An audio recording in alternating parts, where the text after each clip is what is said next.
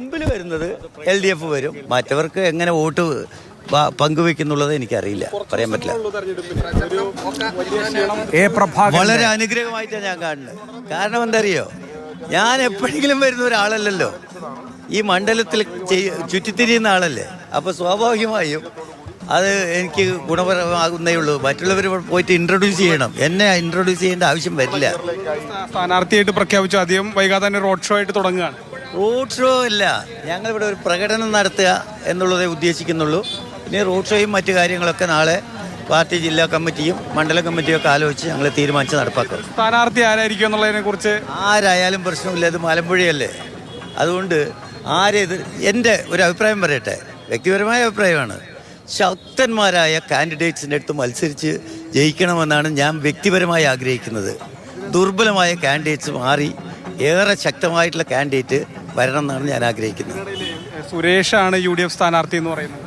അത് ഞാനത് പറയാനൊന്നും ആളല്ല, പ്ലീസ്. അത് സുരേഷ് ഞാനൊന്നും പറയുന്നില്ല, വേറെ എന്തെങ്കിലും മുന്നേ പറയാം. രണ്ട് പിൻഗാമികൾ തമ്മിലൊരു മത്സരം. എങ്ങനെയാണ് നിങ്ങൾ അയാൾ പിൻഗാമിയായ ആകുക?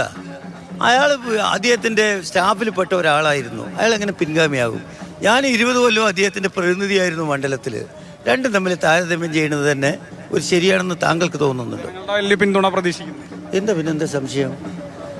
ഞാൻ ജനത്തിൻ്റെ ഇടയിൽ ജീവിക്കുന്ന ഒരാളല്ലേ.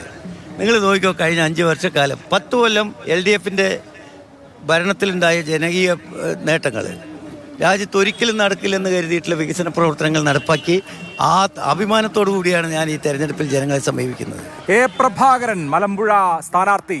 ഞാനായിരിക്കും VSന്റെ പിൻഗാമി എന്ന് അദ്ദേഹത്തിന് ഉറപ്പുണ്ട്. കാരണം VSന്റെ മണ്ഡലത്തിലെ പ്രതിനിധി ഞാനായിരുന്നു. അതുകൊണ്ട് A. സുരേഷ് അവിടെ മത്സരിക്കാൻ വരുന്നതിനെ അദ്ദേഹം കാര്യമായി എടുക്കുന്നില്ല എന്നാണ് A. പ്രഭാകരൻ പറയുന്നത്. VS അച്യുതാനന്ദന് ശേഷം മലമ്പുഴ മണ്ഡലത്തെ പ്രതിനിധീകരിച്ച ആളാണ് A. പ്രഭാകരൻ.